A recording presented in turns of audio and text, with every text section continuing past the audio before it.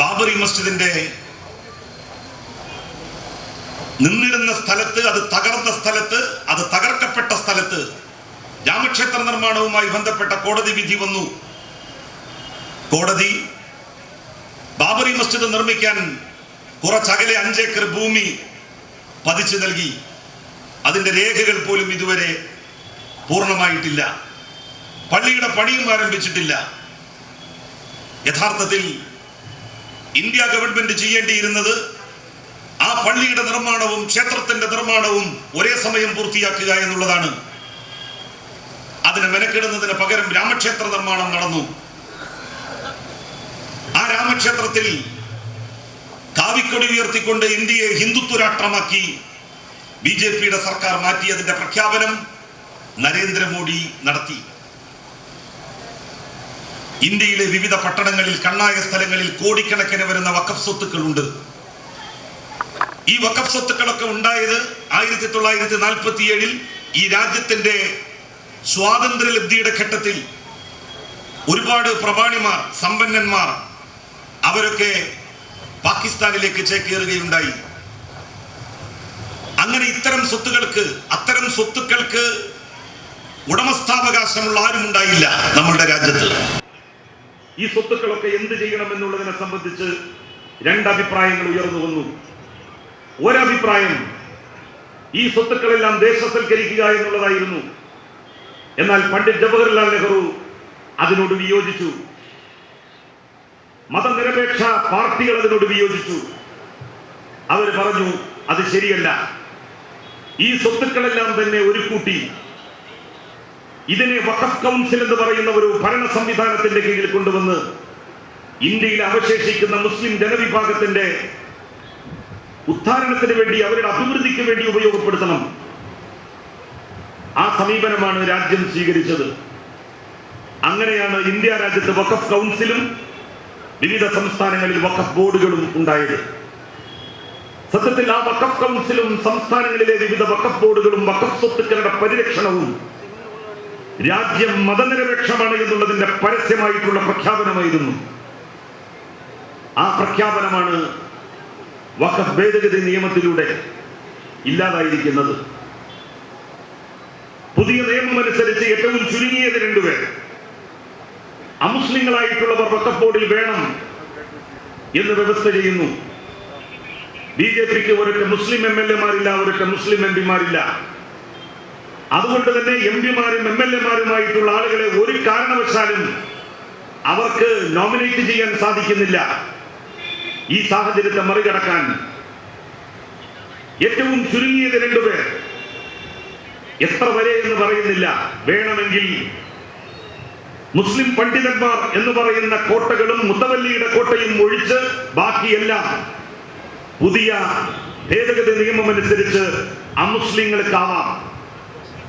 അതാണ് UP ഭരിക്കുന്ന BJP കോടിക്കണക്കിന് വരുന്ന വഖഫ് സ്വത്തുക്കൾ പിടിച്ചടക്കാൻ വേണ്ടി കൊണ്ടുവന്നിരിക്കുന്ന നിയമം.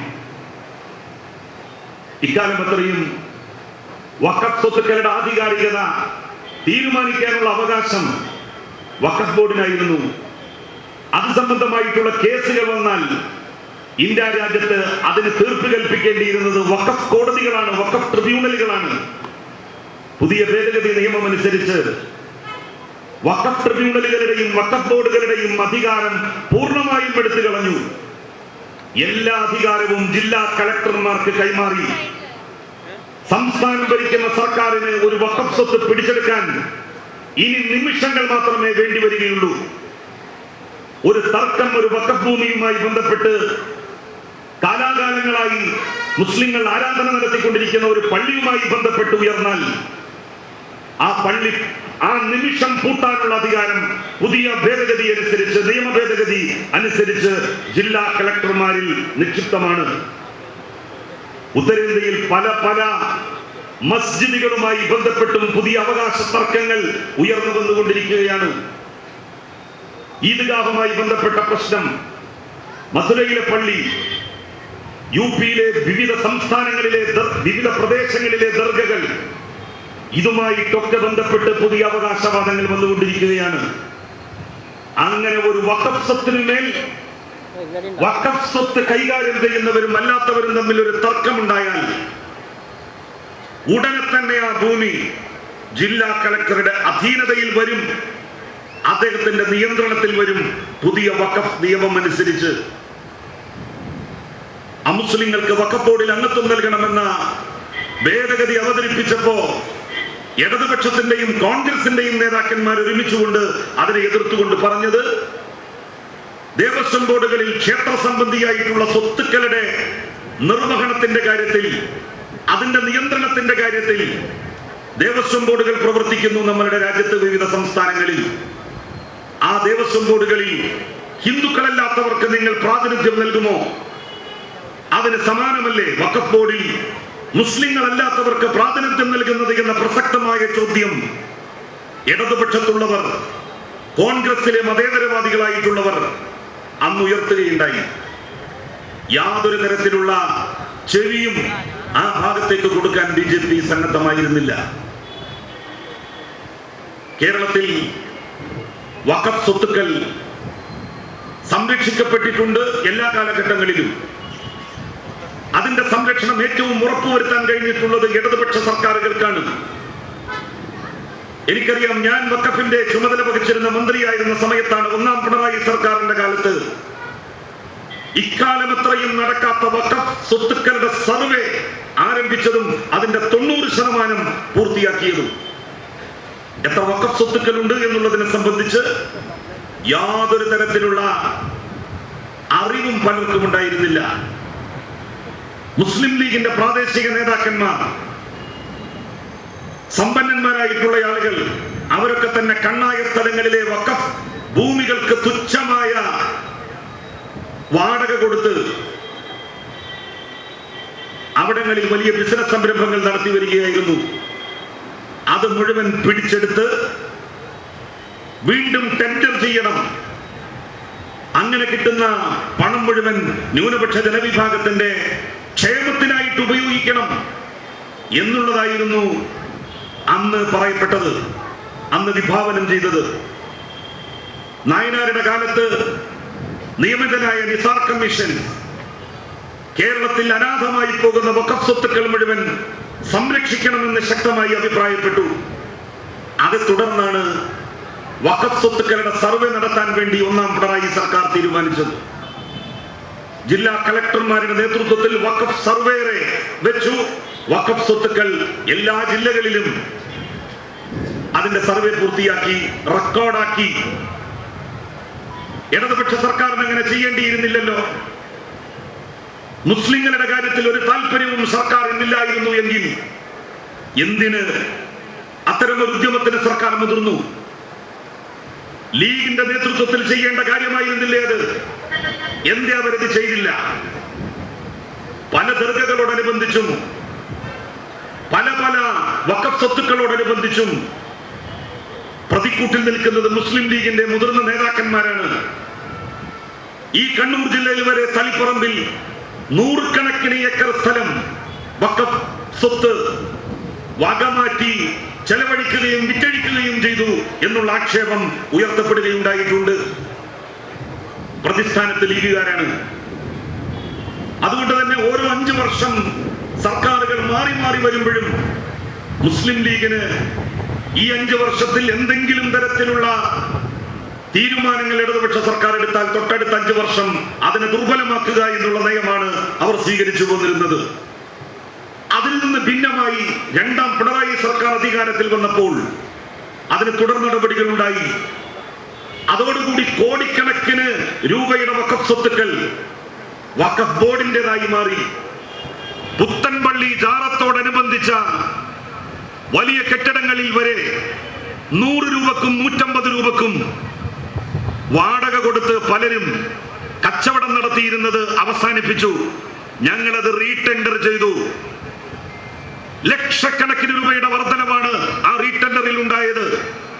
ഞങ്ങളാരും ഞങ്ങളുടെ വീട്ടിലേക്കോ പാർട്ടി ഓഫീസിലേക്കോ അല്ല ആ അധികമായി കിട്ടിയ എമൗണ്ട് കൊണ്ടുപോയത്. ആ എമൗണ്ട് മുഴുവൻ കേരളത്തിലെ മുസ്ലിം ന്യൂനപക്ഷത്തിന്റെ ഉദ്ധാരണത്തിന് വേണ്ടി, അവരുടെ പുരോഗതിക്ക് വേണ്ടി ചെലവഴിച്ചു. വഖഫ് ബോർഡിന് ഒരുപാട് പദ്ധതികൾ ഉണ്ടായി. ഉണ്ടായി. വഖഫ് ബോർഡിൽ രജിസ്റ്റർ ചെയ്തവർക്ക് പെൻഷൻ മുടങ്ങാതെ കൊടുത്തു.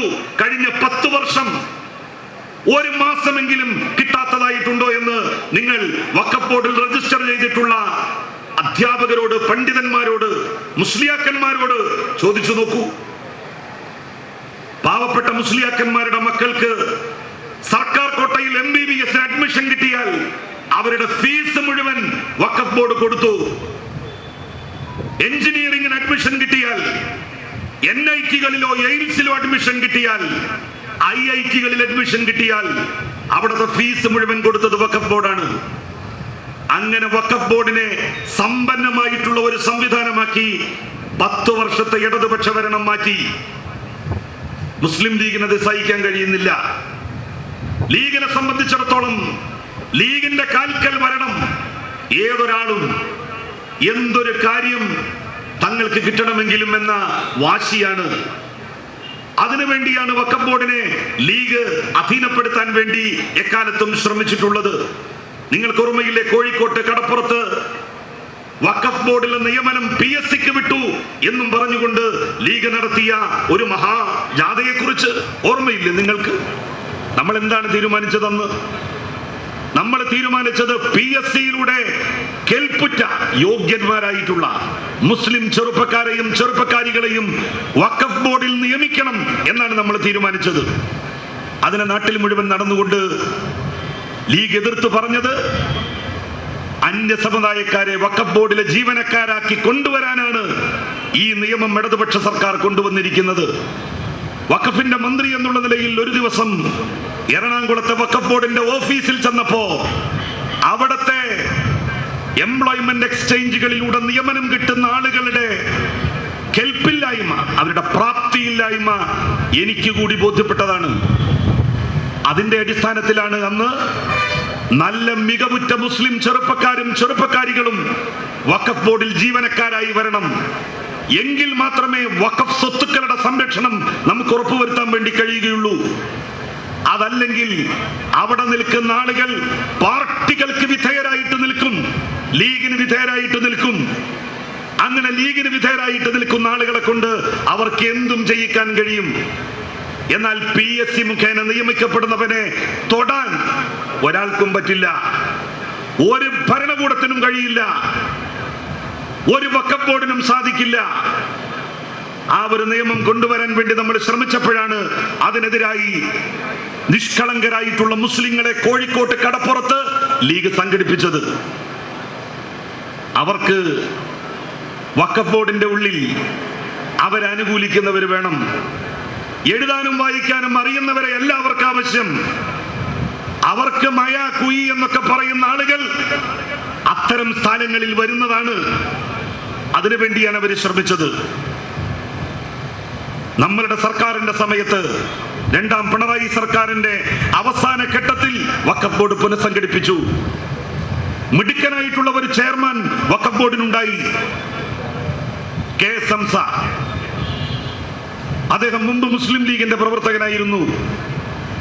ലീഗിനോട് അഭിപ്രായ വ്യത്യാസത്തിന്റെ പേരിൽ അദ്ദേഹം ലീഗുമായുള്ള ബന്ധം വിച്ഛേദിച്ചു. മതസംഘടനകളുമായി നല്ല ബന്ധം, വഖഫ് ബോർഡുമായി നിരവധി പ്രവർത്തനങ്ങൾ സംഘടിപ്പിച്ച് പരിചയസമ്പന്നനായിട്ടുള്ളയാളാണ് KS ഹംസ. അദ്ദേഹത്തെ ചെയർമാനാക്കി. രണ്ടാം മുസ്ലിങ്ങളെ ഉൾപ്പെടുത്തണം, ഏറ്റവും ചുരുങ്ങിയത് എന്നുള്ള വ്യവസ്ഥ അവിടെ നിർത്തി. അത് പാലിച്ചില്ല. അതല്ലാത്ത മറ്റെല്ലാ വ്യവസ്ഥകളും പാലിച്ച് വഖഫ് ബോർഡ് പുനഃസംഘടിപ്പിച്ചു. KS ഹംസയുടെ നേതൃത്വത്തിൽ വളരെ ശക്തമായിട്ടുള്ള പ്രവർത്തനങ്ങൾ നടത്തി മുന്നോട്ട് പോവുകയാണ് വഖഫ് ബോർഡ്. ആ ഘട്ടത്തിലാണ് മുസ്ലിം ലീഗിന്റെ നേതൃത്വത്തിലുള്ള സർക്കാർ, വഖഫ് കൈകാര്യം ചെയ്യുന്ന മുസ്ലിം ലീഗിന്റെ മന്ത്രി വഖഫ് ബോർഡ് പിരിച്ചുവിടാൻ വേണ്ടി ശ്രമങ്ങൾ നടത്തിയത്.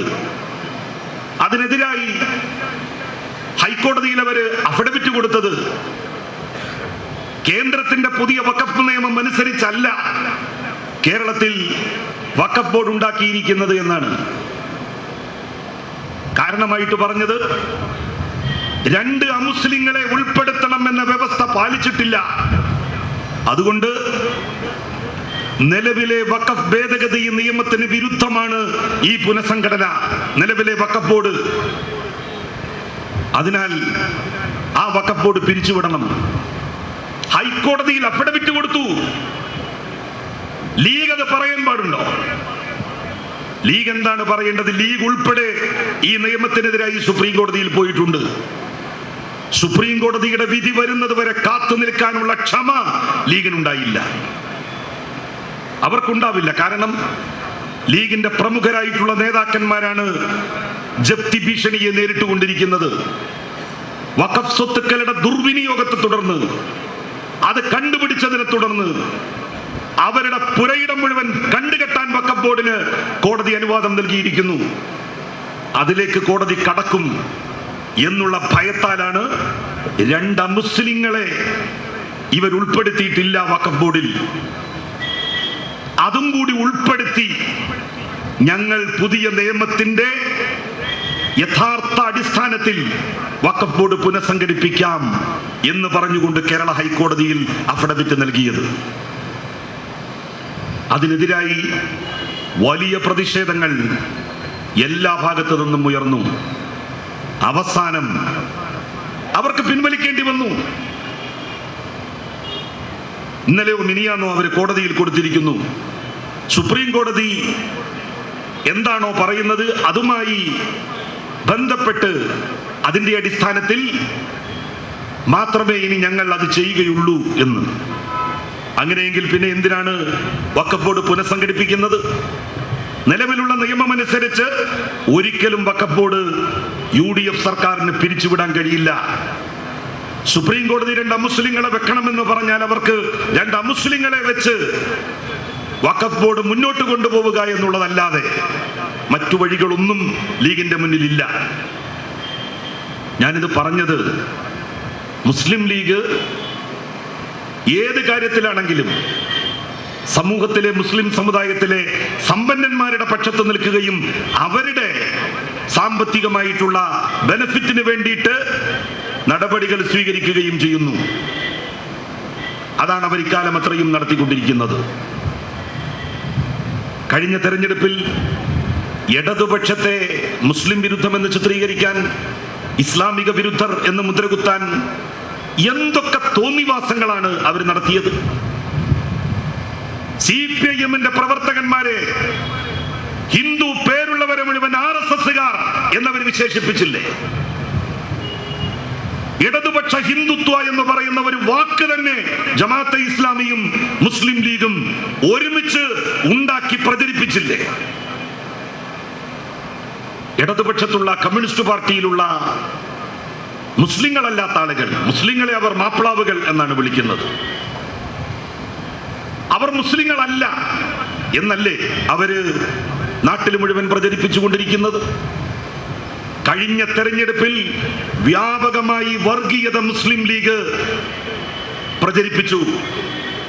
BJP ഹിന്ദുത്വ വർഗീയതയാണ് ഉദ്ദീപിപ്പിക്കാൻ ശ്രമിച്ചതെങ്കിൽ മുസ്ലിം ലീഗ് മുസ്ലിം വർഗീയത ആളിക്കത്തിക്കാൻ വേണ്ടി ശ്രമിച്ചു. മുസ്ലിം BJP ആണ് മുസ്ലിം ലീഗ്, മുസ്ലിം BJP ആണ് മുസ്ലിം ലീഗ്. ആർക്കാണ് അതിൽ സംശയം? BJP ഹിന്ദുത്വ ശക്തികളെ എങ്ങനെയാണോ ഉദ്ദീപിപ്പിക്കുന്നത്, അവരെ എങ്ങനെയാണോ എൻകറേജ് ചെയ്യുന്നത്, സമാനമായ രൂപത്തിൽ ജമാഅത്തെ ഇസ്ലാമിയെ പോലെയുള്ള സംഘടനകളെ ഉപയോഗിച്ച് മുസ്ലിം വർഗീയതക്ക് ചൂട്ടുപിടിക്കുന്നു മുസ്ലിം ലീഗ്. അല്ല എങ്കിൽ ഇടതുപക്ഷത്തെ എന്തിന് നിങ്ങൾ ഹിന്ദുത്വ പാർട്ടി എന്ന് മുദ്രകുത്തി തെറ്റിദ്ധരിപ്പിച്ചു? മുസ്ലിം വിരുദ്ധ പാർട്ടിയാണ് ഇടതുപക്ഷ പാർട്ടി, കമ്മ്യൂണിസ്റ്റ് പാർട്ടി, CPIM എന്ന് നിങ്ങൾ എന്തിന് പ്രചരിപ്പിച്ചു? കോൺഗ്രസിനെ കുറിച്ച് നിങ്ങൾ അങ്ങനെ പ്രചരിപ്പിക്കോ? കോൺഗ്രസിനെ കുറിച്ച് കോൺഗ്രസ് ഹിന്ദുത്വ എന്ന് പറയുന്ന വാക്ക് നിങ്ങൾ ഉപയോഗിക്കുമോ? സംഘി എന്ന് പറഞ്ഞുകൊണ്ട് സഖാക്കളെ താറടിച്ചു കാണിക്കാൻ നിങ്ങൾ ശ്രമിച്ചതുപോലെ കോൺഗ്രസിലെ KC വേണുഗോപാലിനെ, VD സതീശനെ നിങ്ങൾ അങ്ങനെ ഒരു ചാപ്പ കുത്തി മാറ്റി നിർത്താൻ വേണ്ടി ശ്രമിക്കുമോ? നിങ്ങൾക്ക് കമ്മ്യൂണിസ്റ്റ് പാർട്ടിയോട് എന്താണ് വിയോജിപ്പ്? എന്താണ് കമ്മ്യൂണിസ്റ്റ് പാർട്ടി നാട്ടിൽ ചെയ്തു എന്ന് പറയുന്ന അപരാധം? മുസ്ലിങ്ങൾക്കെതിരായി എന്ത് ചെയ്തു? ഇസ്ലാമിനെതിരായിട്ട് എന്ത് ചെയ്തു? പ്രാക്ടീസിംഗ് ആയിട്ടുള്ള മുസ്ലിങ്ങൾക്ക് കമ്മ്യൂണിസ്റ്റ് പാർട്ടിയിൽ പ്രവർത്തിക്കാൻ പാടില്ല എന്ന് തിട്ടൂരം പറഞ്ഞു ലീഗും ലീഗിനെ അനുകൂലിക്കുന്ന മതസംഘടനകളും. ആ ഒരു തിട്ടൂരം അവർ പ്രചരിപ്പിച്ചു എന്നുള്ളത് എനിക്ക് ബോധ്യമായപ്പോഴാണ്, എങ്കിൽ ഇവരുടെ തിട്ടൂരമില്ലാതെ, ഇവരുടെ സർട്ടിഫിക്കറ്റ് ഇല്ലാതെ ഇസ്ലാമിൽ പ്രവർത്തിക്കാൻ പറ്റുമോ, ഒരു മുസ്ലിം ആകാൻ പറ്റുമോ എന്ന് പാർട്ടിയിൽ മെമ്പർഷിപ്പ് എടുത്തുകൊണ്ട് ഞാനും ഭാവി പ്രവർത്തനത്തിന് രൂപം നൽകാൻ വേണ്ടി തീരുമാനിച്ചത്. അങ്ങനെ പലരും ഈ രംഗത്തേക്ക്, കൂടുതൽ പ്രാക്ടീസിംഗ് മുസ്ലിങ്ങളായിട്ടുള്ള പലരും ഈ രംഗത്തേക്ക് കടന്നു വന്നുകൊണ്ടിരിക്കുകയാണ്, പാർട്ടിയുടെ മെമ്പർഷിപ്പിലേക്ക് വന്നുകൊണ്ടിരിക്കുകയാണ്. ഇവിടെ മുസ്ലിമായിട്ട് ജീവിക്കാൻ ലീഗ് ഓഫീസിൽ നിന്ന് സർട്ടിഫിക്കറ്റ് കിട്ടണം എന്ന് വന്നാൽ ആ സർട്ടിഫിക്കറ്റിന് ഞങ്ങൾ ഒരു വിലയും കൽപ്പിക്കില്ല. ചരിത്രത്തിന്റെ ചവറ്റുകൊട്ടയിലേക്ക് ആ സർട്ടിഫിക്കറ്റ് ഞങ്ങൾ വലിച്ചെറിയും. ഞങ്ങൾക്ക് ഒരു കാളിയുടെയും ഒരു ലീഗ് ഓഫീസിന്റെയും അംഗീകാരം വേണ്ട. ഒരു മുസ്ലിമായിട്ട് ജീവിക്കാൻ, ഈ രാജ്യത്ത് ഹിന്ദുക്കളായിട്ട് ജീവിക്കണമെങ്കിൽ RSSന്റെ ഓഫീസിൽ നിന്നും BJPയുടെ ഓഫീസിൽ നിന്നും തിട്ടൂരം വേണം എന്ന് പറഞ്ഞാൽ പോയി പണി നോക്ക് എന്ന് പറയും ഈ രാജ്യത്തുള്ള മഹാഭൂരിപക്ഷം വരുന്ന ഹിന്ദുമത വിശ്വാസികളും. അതുപോലെ തന്നെയാണ് ഒരു മുസ്ലിമായിട്ട് ജീവിക്കാൻ ലീഗിന്റെ തിട്ടൂരം വേണം, ലീഗിന്റെ സർട്ടിഫിക്കറ്റ് വേണം എന്ന് പറയുന്ന തീരുമാനത്തെ നമ്മൾ കാണാൻ.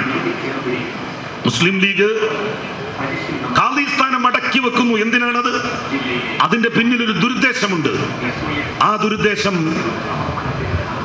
മതസ്ഥാനവും അതുപോലെ തന്നെ രാഷ്ട്രീയ സ്ഥാനവും ഒരുപോലെ തങ്ങളുടെ അധികാര വലയത്തിനുള്ളിൽ ഉണ്ടാവണം എന്നുള്ളതാണ്. ഖാലിസ്ഥാനം മതപണ്ഡിതന്മാർക്ക് വിട്ടുകൊടുക്കട്ടെ, ആത്മീയ നേതൃത്വം മത നേതാക്കന്മാർ കൈകാര്യം ചെയ്യട്ടെ. രാഷ്ട്രീയ നേതാക്കന്മാരല്ല അത് കൈകാര്യം ചെയ്യേണ്ടത്. വിവരമുള്ള പണ്ഡിതന്മാരുണ്ട് മുസ്ലിം സമുദായത്തിൽ, സുന്നി വിഭാഗത്തിൽ. ആ പണ്ഡിത ശ്രേഷ്ഠന്മാർക്ക് ആത്മീയ നേതൃപദവികൾ നൽകട്ടെ, വീതിച്ചു കൊടുക്കട്ടെ. അവര് ഭംഗിയായിട്ട് അത് കൈകാര്യം ചെയ്യും. രാഷ്ട്രീയാധികാരവും മതാധികാരവും ഒരുമിച്ച് കൈയാളുക എന്നുള്ള മുസ്ലിം ലീഗിന്റെ ദുർലാക്കാണ്. ഇത്തരം പദവികളിൽ ലീഗ് ഉണ്ടാകണം എന്നുള്ള മോഹത്തിന്റെ പിന്നിൽ അതിനുവേണ്ടിയാണ് വഖഫ് ബോർഡ് പിരിച്ചുവിടണം എന്നവർ പറയുന്നത്. ഇപ്പോ എല്ലാ മുസ്ലിം മതസംഘടനകൾക്കും വഖഫ് ബോർഡ് ഓഫീസിൽ അവരുടെ സ്ഥാപനങ്ങൾ, അവരുടെ സ്വത്തുക്കൾ രജിസ്റ്റർ ചെയ്യാനുള്ള അവകാശമുണ്ട്. മുസ്ലിം ലീഗ് ഭരിച്ചിരുന്ന സമയത്ത് നൂറുകണക്കിന് AP വിഭാഗക്കാരുടെ സ്ഥാപനങ്ങൾ രജിസ്റ്റർ ചെയ്തിരുന്നില്ല. EK സുന്നി വിഭാഗത്തിൽ തന്നെ തങ്ങളെ എതിർക്കുന്ന ലീഗ് വിരുദ്ധന്മാരായിട്ടുള്ള ആളുകൾ അവരുടെ സ്ഥാപനങ്ങൾ രജിസ്റ്റർ ചെയ്തിരുന്നില്ല. കാരണം ഒരു കോട്ടയുണ്ട്, രണ്ടാളുകൾ, 2 മെമ്പർമാരെ മുൻപുള്ള വഖഫ് ബോർഡ് നിയമം അനുസരിച്ച് വഖഫ് ബോർഡിലേക്ക് തെരഞ്ഞെടുത്തിരുന്നത് വഖഫ് സ്വത്തുക്കൾ രജിസ്റ്റർ ചെയ്ത കമ്മിറ്റികളിൽ നിന്നാണ്. ആ കമ്മിറ്റികളുടെ ഭാരവാഹികളാണ് വോട്ടർമാർ. അപ്പൊ AP വിഭാഗത്തെ സ്ഥാപനങ്ങൾ രജിസ്റ്റർ ചെയ്യുന്നതിൽ നിന്ന് തടയും. അവർക്ക് വോട്ടവകാശം കൊടുക്കില്ല. 2 മുത്തവല്ലി മെമ്പർമാർ തെരഞ്ഞെടുപ്പിലൂടെ വരും. ആ 2ഉം കാലാകാലങ്ങളായി ലീഗിനാണ് കിട്ടിക്കൊണ്ടിരുന്നത്. നമ്മളുടെ 1ാം പിണറായി സർക്കാരിന്റെ കാലത്ത് നമ്മൾ എന്ത് ചെയ്തു? വഖഫ് ബോർഡിൽ എല്ലാ താല്പര്യമുള്ള ആളുകൾക്കും സ്വത്തുക്കൾ രജിസ്റ്റർ ചെയ്യാനുള്ള അധികാരം കൊടുത്തു, അവകാശം കൊടുത്തു. அதை തുടർന്ന് മുത്തവല്ലി കോട്ടയിൽ ഇനി തെരഞ്ഞെടുപ്പ് നടന്നാൽ ലീഗ് അനുകൂലികൾ വരില്ലേ എന്ന് അവർ ശങ്കിച്ചു. അതാണ് ഈ ബോർഡിനെതിരായും സർക്കാരിനെതിരായും അവരെ തിരിയാൻ പ്രേരിപ്പിച്ചത്. ഹജ്ജ് കമ്മിറ്റി ആകട്ടെ, വഖഫ് ബോർഡ് ആകട്ടെ, അതൊക്കെ തന്നെ ലീഗിന്റെ പാദസേവകർക്ക് മാത്രമായി റിസർവ് ചെയ്തു മുസ്ലിം ലീഗ്. ഇടതുപക്ഷം അതിൽ നിന്ന് ഈ സംവിധാനങ്ങളെ മുഴുവൻ മോചിപ്പിച്ചു, മൊത്തം മുസ്ലിം സമൂഹത്തിൻ്റെതാക്കി മാറ്റി ആ സംവിധാനം. ദേവസ്വം ബോർഡ് RSS വൽക്കരിച്ചാൽ, BJP വൽക്കരിച്ചാൽ എന്താണ് സംഭവിക്കുക?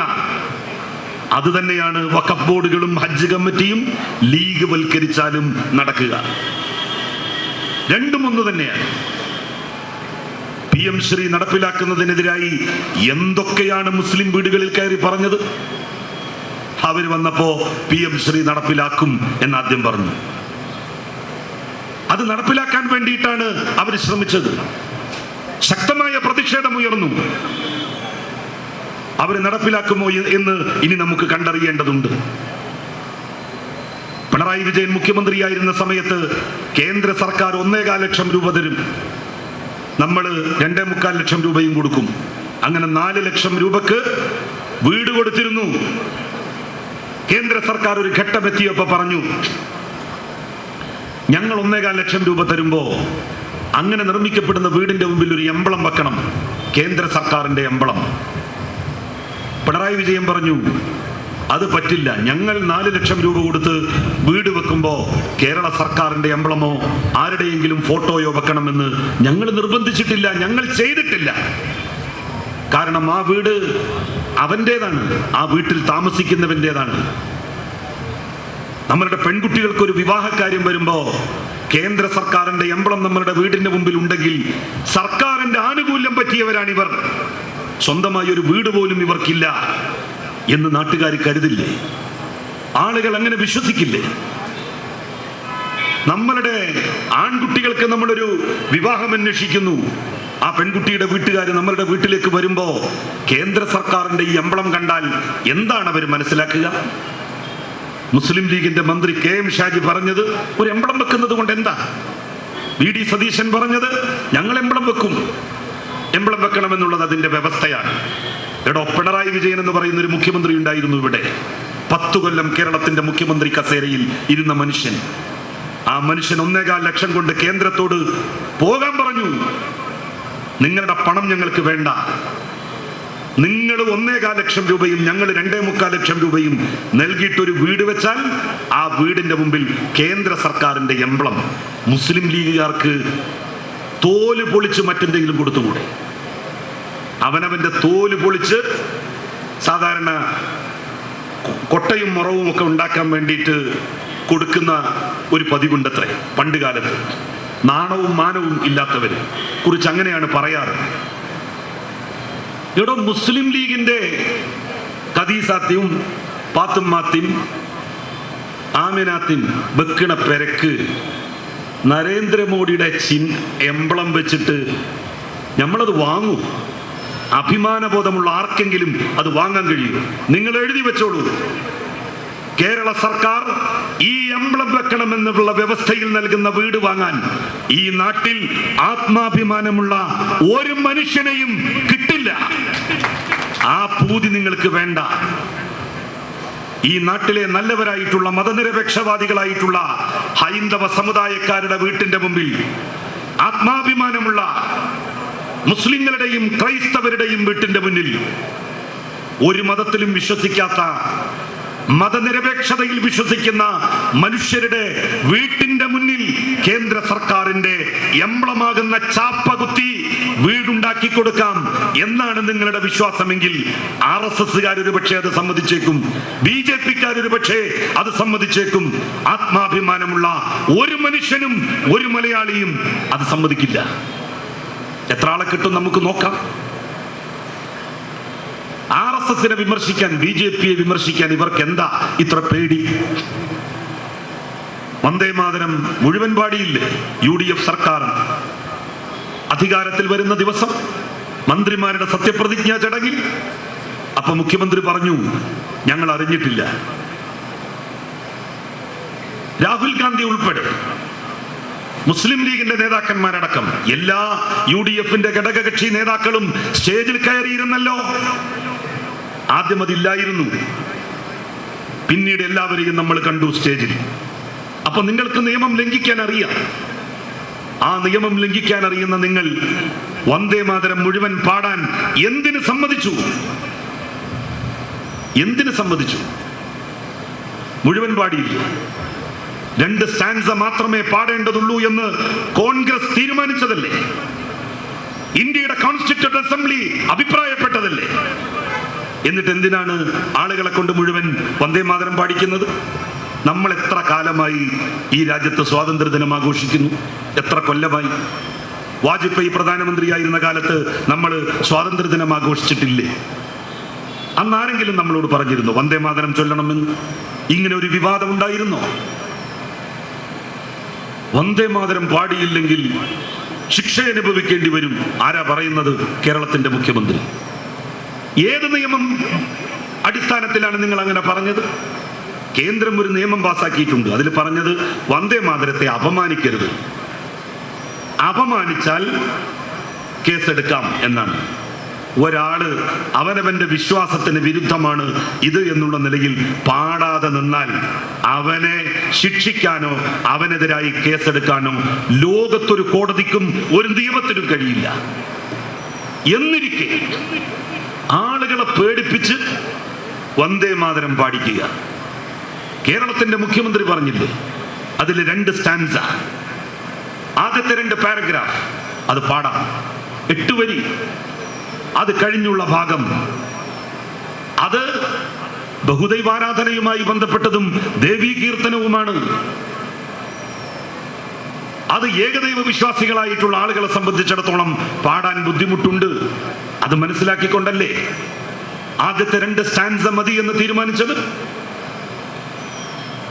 എന്തിനാണ് BJPക്ക് ഇങ്ങനെ ഈ സർക്കാർ അടിപ്പെടുന്നത്? എല്ലാ സർവകലാശാലകളുടെയും വൈസ് ചാൻസലർ പദവി RSSകാർക്കായി കഴിഞ്ഞിരിക്കുന്നു, BJPക്കാർക്കായി കഴിഞ്ഞിരിക്കുന്നു. കേരളത്തിൽ മുഖ്യമന്ത്രിയാകാൻ ഒരു പക്ഷേ കഴിഞ്ഞില്ലായിരിക്കാം BJPക്ക്. എന്നാൽ ചാൻസലറുടെ പദവി ഉപയോഗിച്ചുകൊണ്ട് കേരളത്തിലെ മുഴുവൻ സർവകലാശാലകളുടെയും VC, രജിസ്ട്രാർ, ഫിനാൻസ് ഓഫീസർ തുടങ്ങിയിട്ടുള്ള PVC അടക്കമുള്ള കുഞ്ചിക സ്ഥാനങ്ങൾ RSSകാർക്കും BJPക്കാർക്കും തീരെഴുതി കൊടുക്കുകയാണ് UDFന്റെ സർക്കാർ.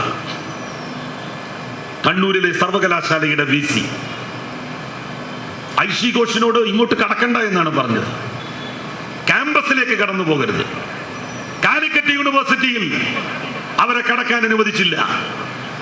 പക്ഷേ മതേതരത്വത്തിന്റെ കാവൽ ഭടന്മാർ എന്നുള്ള നിലയിൽ ഈ സംസ്ഥാനത്ത് പ്രവർത്തിച്ചിട്ടുള്ള SFIയുടെ ചുണക്കുട്ടികൾ വൈസ് ചാൻസലറുടെ എല്ലാ തിട്ടൂരങ്ങളെയും വലിച്ചെറിഞ്ഞുകൊണ്ട് ഐഷി ഘോഷിന് കണ്ണൂർ യൂണിവേഴ്സിറ്റിയിലും കാലിക്കറ്റ് യൂണിവേഴ്സിറ്റിയുടെ ക്യാമ്പസിലും കടന്നു വരാൻ സാഹചര്യം ഒരുക്കി കൊടുത്തു.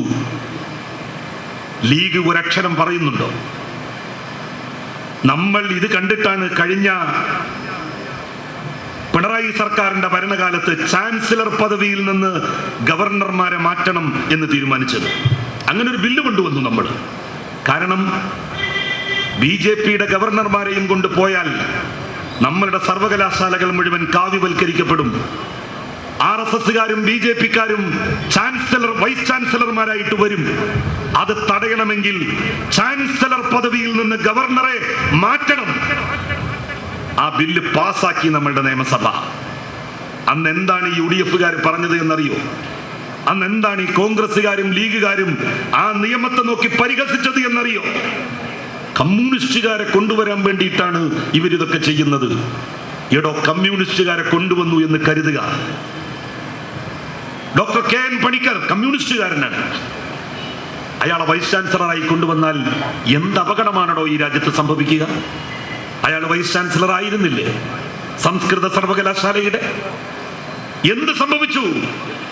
കോൺഗ്രസിനോ ലീഗിനോ ഒരു പരിപാടിയെങ്കിലും അവിടെ നടത്താൻ പാടില്ല എന്ന് അവർ പറഞ്ഞു. അവർ മതനിരപേക്ഷതയ്ക്കെതിരായി ഒരു തീരുമാനമെടുത്തോ? ഇല്ലല്ലോ, ഒരു തീരുമാനവും ആരും എടുത്തിട്ടില്ല. Doctor B. ഇക്ബാൽ വൈസ് ചാൻസലറായി. Doctor B. Iqbal vice chancellor ആവണ്ട, RSSകാരനായാൽ മതി എന്നതാണോ കോൺഗ്രസിന്റെയും ലീഗിന്റെയും പക്ഷം? കേരളത്തിലെ മുഴുവൻ സർവകലാശാലകളുടെയും വൈസ് ചാൻസലർമാർ RSSകാരും സംഘപരിവാറുകാരും ആവുകയാണ്. അങ്ങനെ ആയിക്കഴിഞ്ഞാൽ അവർക്ക് അക്കാഡമിക് കാര്യങ്ങളിൽ പോലും തീരുമാനിക്കാനുള്ള അപ്രമാദിത്വം കിട്ടും. നമ്മൾ പാസാക്കിയ നിയമം ഗവർണർ ഒപ്പിട്ടില്ല. അദ്ദേഹം അതിന്മേൽ അടയിരുന്നു. പ്രസിഡന്റിന് അയച്ചിട്ടില്ല ഇതുവരെ. ഇന്ത്യൻ പ്രസിഡന്റിന് അപ്രൂവലിനായി അയച്ചിട്ടില്ല. രാജ്യത്തിന്റെ ഉന്നത വിദ്യാഭ്യാസ കേന്ദ്രങ്ങൾ മുഴുവൻ RSSകാരാൽ നിറക്കപ്പെട്ടാൽ എന്തായിരിക്കും ഈ സംസ്ഥാനത്തിന്റെ ഭാവി? കോൺഗ്രസും ലീഗും ഇതേക്കുറിച്ച് ഒരക്ഷരം പറയുന്നുണ്ടോ? ആരായിക്കോട്ടെ, ഒരു പ്രശ്നവുമില്ല. അവർക്ക് സഖാക്കളെ മാറ്റി നിർത്തണം, കമ്മ്യൂണിസ്റ്റുകാരെ മാറ്റി നിർത്തണം. കമ്മ്യൂണിസ്റ്റുകാരനായി എന്ന് കരുതി എന്താണ് നിങ്ങൾക്ക് ഇന്നോളം പ്രയാസങ്ങൾ ഉണ്ടായത്? ഒരു കമ്മ്യൂണിസ്റ്റുകാരനായ അക്കാഡമിഷ്യൻ അല്ലേ വേണ്ടത്? ഇന്ത്യയുടെ ചരിത്ര ഗവേഷണ കൗൺസിൽ കമ്മ്യൂണിസ്റ്റ് ചരിത്രകാരന്മാരാണ് അതിലുള്ളത്. ആ ചരിത്രകാരന്മാരുള്ളത് കൊണ്ടാണ് ഇന്ത്യയുടെ മതേതര ചരിത്രം ഇന്നോളം ഈ രാജ്യത്ത് പഠിപ്പിക്കപ്പെട്ടത് എന്നുള്ള ഓർമ്മ കോൺഗ്രസിനും ലീഗിനും വേണം. പണ്ഡിറ്റ് ജവഹർലാൽ നെഹ്റു, അദ്ദേഹത്തിന്റെ ഭരണശേഷം ശ്രീമതി ഗാന്ധിയോട് പല വിയോജിപ്പുകളും നമുക്കുണ്ട്. ICHR രൂപീകൃതമാകുന്നത് ശ്രീമതി ഇന്ദിരാഗാന്ധി പ്രധാനമന്ത്രിയായിരുന്ന കാലത്താണ്. അപ്പോൾ അവരോട് പല കോൺഗ്രസ് നേതാക്കന്മാരും ചെന്ന് പറഞ്ഞു, ICHR ഉണ്ടാക്കുമ്പോൾ കോൺഗ്രസ്സുകാർക്ക് അതിൽ നല്ല പ്രാതിനിധ്യം ഉണ്ടാകണം. അപ്പോൾ അവരോട് ഇന്ദിരാഗാന്ധി പറഞ്ഞത്, അത് കമ്മ്യൂണിസ്റ്റ് ചരിത്രകാരന്മാര് നോക്കിക്കൊള്ളും, നിങ്ങൾ അങ്ങോട്ട് ശ്രദ്ധ കൊടുക്കേണ്ട എന്നാണ്. കാരണം ശ്രീമതി ഗാന്ധിക്കറിയാമായിരുന്നു, ഈ രാജ്യത്തിന്റെ മതനിരപേക്ഷ ചരിത്രം യഥാവിധി പഠിപ്പിക്കപ്പെടണമെങ്കിൽ, വായിക്കപ്പെടണമെങ്കിൽ, എഴുതപ്പെടണമെങ്കിൽ ഇടതുപക്ഷ ചരിത്രകാരന്മാർ ICHR ഉണ്ടാവണം എന്ന്. ആ ICHR നിലനിന്നത് കൊണ്ടാണ് രാജ്യത്തിന്റെ മതനിരപേക്ഷ ചരിത്രം, മുഗള കാലഘട്ടം, 800 വർഷക്കാലമുള്ള മുസ്ലിം രാജാക്കന്മാരുടെ ഭരണം, ഇതൊക്കെ തന്നെ നമ്മളുടെ രാജ്യത്ത് പഠിപ്പിക്കപ്പെട്ടത്. അതിനെല്ലാം ഒരു അറുതിയാവുകയാണ്, ഒരവസാനം കുറിക്കപ്പെടുകയാണ്. ആ അവസാനം കുറിക്കപ്പെടലിന് ഭാഗവാക്കാകാൻ, അതിന് ചൂട്ടുപിടിച്ചു കൊടുക്കാൻ കോൺഗ്രസും ലീഗും തയ്യാറാവുന്നു എന്നുള്ളത് വളരെ വളരെ ഖേദകരമാണ്. ആളുകളെല്ലാം 10 കൊല്ലത്തെ ഇടതുപക്ഷ ഭരണത്തിന് ശേഷം പറഞ്ഞു, ഇനി നമുക്കൊരു മാറ്റം വേണം, മാറ്റം വേണം. എന്താണ് സർക്കാരിന്റെ ഒരു കുഴപ്പമെന്ന് ചോദിച്ചാൽ ആർക്കും ഒന്നും പറയാനില്ല. മാറ്റം വേണം. സർക്കാരിന് കുഴപ്പമൊന്നുമില്ല, ഒന്ന് മാറണം. പണ്ട് ഞങ്ങളുണ്ടായിരുന്നു, എൻ്റെ വല്യമ്മ പറയും, ഒരാഴ്ചവാത്താന്ന് പറഞ്ഞിട്ട് ഒരു സ്ത്രീ, എന്തിനും കുറ്റേ കാണുള്ളൂ ആഴ്ചവാത്ത. അപ്പോ ഒരിക്കൽ വല്യമ്മാന്റെ നാട്ടിൽ ഒരു വലിയ കല്യാണം നടന്നു. അവിടുത്തെ വലിയൊരു മുസ്ലിം പ്രമാണിയാണ്. നല്ല ബിരിയാണി, നല്ല സെറ്റപ്പ്, എല്ലാ നിലക്കും കല്യാണം ജോറായിരുന്നു. ആയിഷാത്താനോട് ചോദിച്ചു, ആയിഷാത്ത എങ്ങനെ ഉണ്ടായിരുന്നു കല്യാണം? അപ്പൊ കല്യാണം, നമ്മൾ സാധാരണ ബിരിയാണിക്ക് ശേഷം ഓരോ പഴം കൊടുക്കുമല്ലോ, നല്ല പഴം ഒന്ന് കൊടുക്കും, ചെറിയ പഴം. അപ്പൊ ആയിഷാത്ത പറഞ്ഞു, കല്യാണമൊക്കെ തിരക്കേടുണ്ടായിരുന്നില്ല, പക്ഷെ പഹര് തന്നെ വായൊക്കെ തൊള്ളിക്കൊണ്ടില്ലാന്ന്. വായൊക്കെ തൊള്ളിക്കൊണ്ടില്ലാന്ന്. ആ നമ്മളുടെ ഈ ചെറുപഴം ഉണ്ടല്ലോ, അതിന് കുറച്ച് വലിപ്പം കൂടി, അതാ ആയിഷാത്താക്ക് കുറ്റായിട്ട് പറഞ്ഞത്. എന്ന മാതിരിയല്ലേ കേരളത്തിലെ ജനങ്ങൾ 10 കൊല്ലത്തെ ഇടതുപക്ഷ സർക്കാരിനെ കുറിച്ച് പറഞ്ഞത്? പിണറായി വിജയൻ ഓണത്തിന് തന്ന അരി കുറച്ച് കൂടിപ്പോയി, അത്ര വേണ്ടിയില്ലാന്ന്, അതല്ലേ കുറ്റം പറഞ്ഞത്? ഇപ്പൊ ഓണം വന്നല്ലോ, റേഷൻ ഷോപ്പിൽ നിന്ന് കിറ്റ് കിട്ടിയോ എല്ലാവർക്കും? ആർക്കൊക്കെയാണ് കിറ്റ്? എത്ര രൂപയാണ് BPL കാർഡ് ഇല്ലാത്തവർക്ക് അരി നൽകുമ്പോ വിലയായിട്ട് നിശ്ചയിച്ചിരിക്കുന്നത്? അങ്ങാടിയിലൊക്കെ പോയിട്ട് സാധനങ്ങൾ വാങ്ങി നോക്കിയോ? തീ പിടിച്ച വിലയല്ലേ പച്ചക്കറി സാധനങ്ങൾക്ക് പോലും ഓണക്കാലത്ത്. ആർക്കും ഒരു പരാതിയില്ല. കറണ്ട് ഉണ്ടോ? പവർ കട്ട് വന്നില്ലേ? ഓരോ മേഖലയിലും ഇടതുപക്ഷ സർക്കാർ പോയതിന്റെ ഫലം ആളുകൾ അനുഭവിച്ചുകൊണ്ടിരിക്കുകയാണ്. ആളുകളുടെ വീട്ടിൽ പെൻഷൻ കൊണ്ടുപോയി കൊടുക്കുമായിരുന്നു. സർക്കാരിന്റെ ഒരു തീരുമാനമായിരുന്നു അത്. ആ തീരുമാനം പിൻവലിച്ചില്ലേ? ഇനി ബാങ്കിൽ വരും എന്നാണ് പറയുന്നത്. അപ്പൊ ബാങ്കിൽ വന്നാൽ അത് എടുക്കാൻ വേണ്ടി പോകാൻ ഒരു 100 രൂപ ഓട്ടോറിക്ഷയ്ക്ക് ചെലവാക്കണം. അങ്ങോട്ട് 100 രൂപ, ഇങ്ങോട്ട് 100 രൂപ. ആദ്യത്തെ തവണ നമ്മൾ വന്നോന്ന് നോക്കാൻ വേണ്ടിയിട്ടൊന്നു പോകും, അപ്പൊ വന്നിട്ടില്ല എന്ന് പറയും, അപ്പൊ തിരിച്ചു പോരും. ഇങ്ങനെ ആളുകളെ ബുദ്ധിമുട്ടിക്കാനല്ലേ വി.ഡി. സതീശന്റെ നേതൃത്വത്തിലുള്ള സർക്കാർ ശ്രമിക്കുന്നത്? ആളുകൾക്ക് എന്ത് വന്നാലും വേണ്ടിയില്ല, മുഖ്യമന്ത്രി ചിരിച്ചാൽ മതി. അങ്ങനെ നിങ്ങൾക്ക് ചിരി കാണണമെന്നുണ്ടെങ്കിൽ കുളമ്പാറയിലോ അല്ലെങ്കിൽ കുതിരവട്ടത്തോ പോയി നോക്കിയാൽ മതി. അവിടെ എപ്പോഴും ചിരിക്കുന്ന ആൾക്കാരെ കാണാൻ കഴിയും. ഈടോ ആവശ്യം ഉണ്ടാകുമ്പോഴല്ലേ ചിരിക്കുക. നമ്മളെ വീട്ടിലൊക്കെ ഇപ്പോൾ നമ്മളെ വാപ്പാരുണ്ടാകും, വെല്ലിപ്പാരുണ്ടാകും, ഓല് സദാസമയം എങ്ങനെ ഇളിച്ചു കെട്ടി വേണ്ട. ഞമ്മക്ക് എന്തെങ്കിലും ഒരു കാര്യം വരുമ്പോൾ ഓലുണ്ടാവും. കോവിഡ് വന്നു, നിപ്പ വന്നു, പ്രളയം വന്നു, നമ്മളെ ചേർത്ത് പിടിക്കാൻ ഒരു സർക്കാരും ഒരു മുഖ്യമന്ത്രിയും ഉണ്ടായിരുന്നു. ഇപ്പോഴോ ഒരാളും നാഥനും ഇല്ലാത്ത അവസ്ഥ. കേരളത്തിൽ ഒരു ആളും നാഥനുമില്ലാത്ത അവസ്ഥ, അനാഥമായ സാഹചര്യം. ആരോട് ചോദിച്ചാലും വ്യത്യസ്ത അഭിപ്രായങ്ങൾ. ഇപ്പോഴിതാ സഹകരണ മന്ത്രി പറഞ്ഞിരിക്കുന്നു, മുഖ്യമന്ത്രിയുടെ തീരുമാനത്തിനെതിരായിട്ട് ഇന്ന് സഹകരണ ബാങ്കുകൾ മുഖേനയല്ലാതെ പെൻഷൻ കൊടുക്കാൻ വേണ്ടി തീരുമാനിച്ചത് ശരിയായില്ല. അത് സഹകരണ മേഖലയെ ദുർബലപ്പെടുത്തും. സഹകരണ മേഖലയോട് ജനങ്ങൾക്ക് അവിശ്വാസം ഉണ്ടാകുന്നതിന് അത് കാരണമായേക്കും എന്നാണ് സഹകരണ മന്ത്രി പറഞ്ഞിരിക്കുന്നത്. പിണറായി വിജയൻ മുഖ്യമന്ത്രിയായിരുന്ന കാലത്ത്, ഇടതുപക്ഷം ഭരിച്ച 10 വർഷക്കാലത്ത് രണ്ടഭിപ്രായം 2 മന്ത്രിമാർ പറഞ്ഞ ഘട്ടമുണ്ടായിട്ടുണ്ട്. എല്ലാത്തിനും ഒരു അടുക്കും ചിട്ടയും ഉണ്ടായിരുന്നു, ഒരു സനാഥത്വം ഉണ്ടായിരുന്നു കേരളത്തിന്. പക്ഷെ ഇന്ന് അനാഥത്വമാണ് കേരളം അനുഭവിക്കുന്നത്. ഈ ദുർഗതിയിൽ നിന്ന്, ഈ ദുരവസ്ഥയിൽ നിന്ന് കേരളത്തെ മോചിപ്പിക്കണം. കേരളത്തെ RSSകാർക്ക് തീരെഴുതി കൊടുക്കാനുള്ള തീരുമാനത്തിൽ നിന്ന് അവരുടെ എല്ലാ പ്ലാനുകളെയും പദ്ധതികളെയും നമുക്ക് പൊളിക്കണം. അതിന് മതേതര പക്ഷത്ത് നമ്മൾ ഉറച്ചു നിൽക്കണം. ഒരു പാർട്ടിയുടെ സമ്മേളനം എന്ന് പറഞ്ഞാൽ എല്ലാവരും ഉള്ള സമ്മേളനമാണ്. BJPയുടെ സമ്മേളനത്തിൽ പോയാൽ ഹിന്ദുക്കളെ മാത്രമേ നമ്മൾ കാണൂ, ഹിന്ദുക്കളെ മാത്രം. പല ക്ഷേത്ര കമ്മിറ്റിയുടെ സമ്മേളനത്തിൽ ചെന്ന മാതിരിയാണ്. ക്ഷേത്ര കമ്മിറ്റിയുടെ യോഗം ചേരുന്നത് പോലെയാണ് BJPയുടെ പൊളിറ്റിക്കൽ മീറ്റിങ്ങിന് ചെന്നാൽ. മുസ്ലിം ലീഗിന്റെ സമ്മേളനത്തിന് പോയാലോ വല്ല പള്ളി കമ്മിറ്റിയിൽ പങ്കെടുക്കണ പോലെയാണ് തോന്നുക. കാരണം എല്ലാവരും മാപ്പിളാരാണ്, മുസ്ലിങ്ങളാണ്, വേറുള്ളവരാരുമില്ല. BJPയുടെ സമ്മേളനത്തിൽ മുഴുവൻ ഹിന്ദുക്കൾ, മുസ്ലിം ലീഗിന്റെ സമ്മേളനത്തിൽ മുഴുവൻ മുസ്ലിങ്ങൾ. പള്ളി കമ്മിറ്റി പങ്കെടുക്കുന്നത് പോലെ, മഹല്ല് കമ്മിറ്റി യോഗത്തിൽ പങ്കെടുക്കുന്നത് പോലെയാണ് ലീഗ് സമ്മേളനത്തിന് പോയാൽ നമുക്ക് തോന്നുക. അങ്ങനെ മതപരമായിട്ടുള്ള ഒരു അവസ്ഥ എന്തിന് പൊളിറ്റിക്കൽ പാർട്ടികളുടെ മീറ്റിങ്ങുകളിൽ ഉണ്ടാക്കണം? ഇതാ CPIMന്റെ ഒരു സെമിനാർ. ഈ സെമിനാറിൽ നാനാജാതി മതസ്ഥരുണ്ട്, എല്ലാ മതക്കാരുമുണ്ട്, ജാതിക്കാരുമുണ്ട്. ഇങ്ങനെ ഒരുമിച്ച് കൂടാൻ നമുക്ക് കഴിയണം.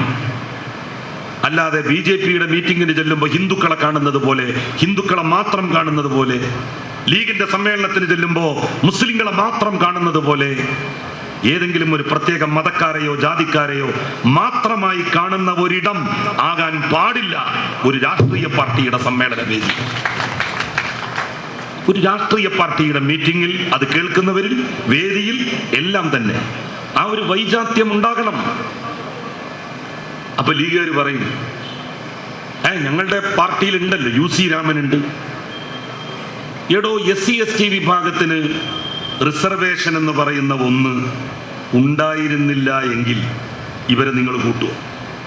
ഞങ്ങൾ 2-3-4 നായന്മാരെ മത്സരിപ്പിക്കും ഈ കോർപ്പറേഷനിലേക്ക്. ലീഗിന് കഴിയില്ലല്ലോ.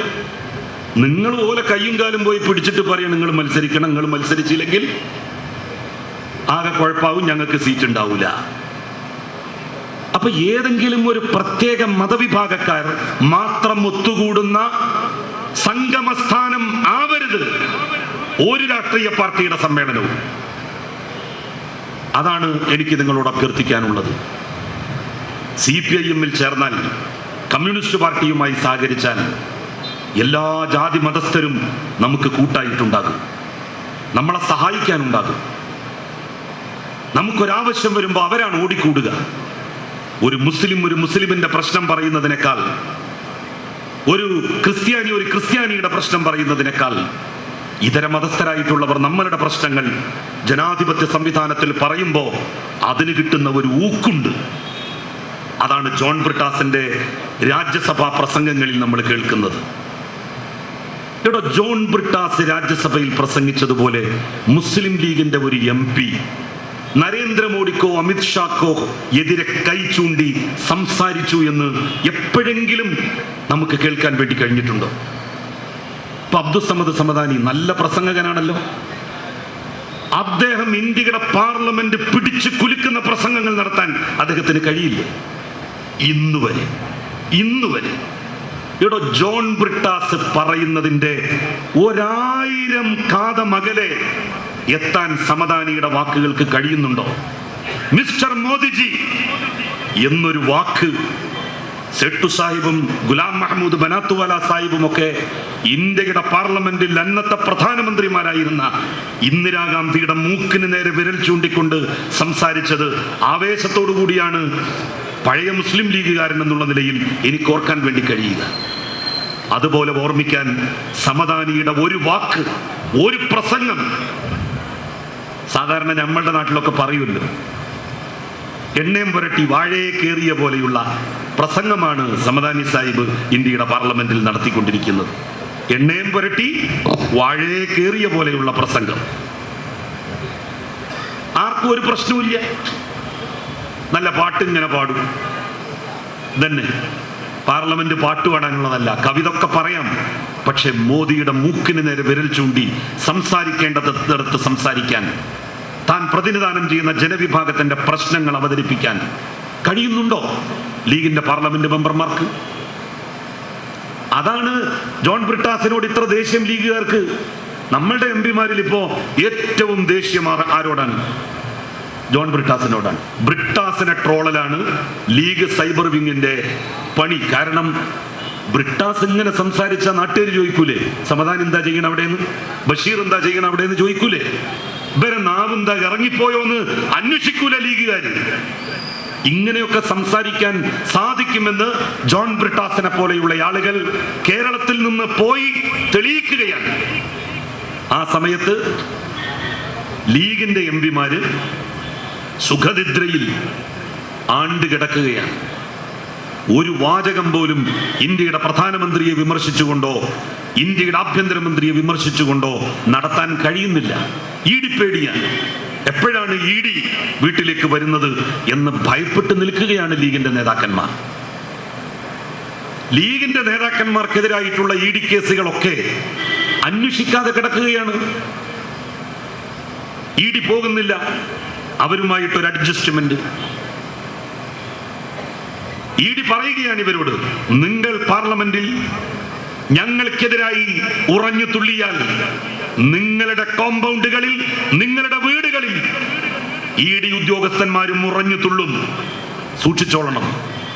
ഭയപ്പെട്ട് നിൽക്കുകയാണ് മുസ്ലിം ലീഗ്. ജോൺ ബ്രിട്ടാസ് പ്രസംഗിക്കുന്നത് പോലെ ഒരു വാക്ക് പറയാൻ സമദാനിക്കും ബഷീർ സാഹിബിനും സാധിക്കാത്തത് അതുകൊണ്ടാണ്. ഈ കള്ളക്കളിയാണ് നമ്മൾ തിരിച്ചറിയേണ്ടത്. ഇടതുപക്ഷത്തെ ശക്തിപ്പെടുത്തുക. എല്ലാ മതവിഭാഗക്കാർക്കും ഒരുമിച്ച് കൂടാം ഈ പാർട്ടിയിൽ. മഗ്‌രിബ് ബാങ്ക് കൊടുത്താൽ എല്ലാവരോടും ഈ മൈക്കിലൂടെ പറയില്ല, നിങ്ങൾ പള്ളിയിൽ പോയിക്കോളിന്ന്, ഇഷ്ടമുള്ളവർക്ക് പോകാം. ക്ഷേത്രത്തിൽ നിന്ന് വൈകുന്നേരം സന്ധ്യാസമയത്ത് വിളക്ക് വെച്ച് അവിടെ നിന്ന് ജപമന്ത്രങ്ങൾ ഉരുവിട്ടു തുടങ്ങിയാൽ ആരോടും പറയില്ല ക്ഷേത്രത്തിൽ പോയി പൂജിച്ചു വന്നോളൂ എന്ന്. അങ്ങനെ ആർക്കെങ്കിലും പോകണമെന്നുണ്ടെങ്കിൽ അവർക്ക് പോകാം, അതിന് വിലക്കില്ല. എല്ലാവരും ഒത്തുകൂടുന്ന ഒരു സംഘടനയും സംവിധാനവുമാകണം നമ്മളുടെ പൊളിറ്റിക്കൽ സെറ്റപ്പ് എന്ന് പറയുന്നത്. മതന്യൂനപക്ഷങ്ങൾക്ക് പ്രത്യേകിച്ച് എല്ലാ ജനവിഭാഗങ്ങളുടെയും പിന്തുണയും സഹായവും സഹകരണവും ഉണ്ടാവണം. അതിന് ഏറ്റവും യോജ്യമായ പാർട്ടി ഇടതുപക്ഷ വിഭാഗമാണ്, CPIM ആണ്. ഇടതുപക്ഷത്തിനും നേതൃത്വം നൽകുന്ന CPIM ആണ്.